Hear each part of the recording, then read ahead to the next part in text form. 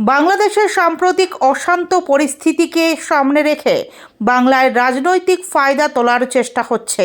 এই অভিযোগ তুলে বিজেপির আইটি সেলের প্রধান ও বঙ্গ বিজেপির সহ পর্যবেক্ষক অমিত মালব্যর বিরুদ্ধে কড়া পদক্ষেপের দাবি জানালো তৃণমূল কংগ্রেস।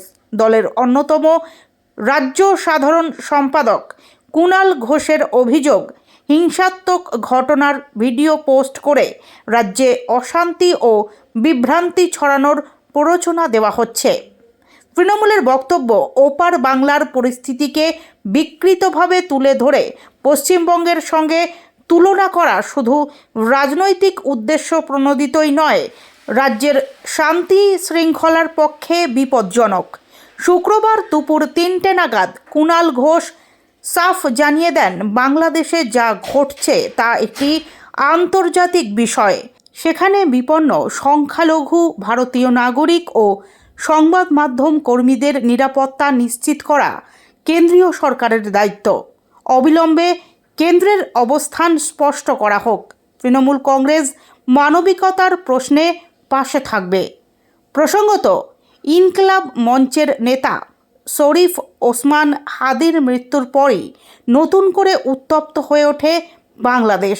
ঢাকা সহ চট্টগ্রাম ও একাধিক শহরে শোক মিছিল ও বিক্ষোভ শুরু হয়। সময় গড়ানোর সঙ্গে সঙ্গে সেই বিক্ষোভ হিংসাত্মক রূপ নেয় বলে অভিযোগ। মৌলবাদী হামলায় আক্রান্ত হয় প্রথম আলো ও ডেইলি স্টারের দফতর। ভাঙচুর চালানো হয় ঢাকার সাংস্কৃতিক কেন্দ্র ছায়ানটে।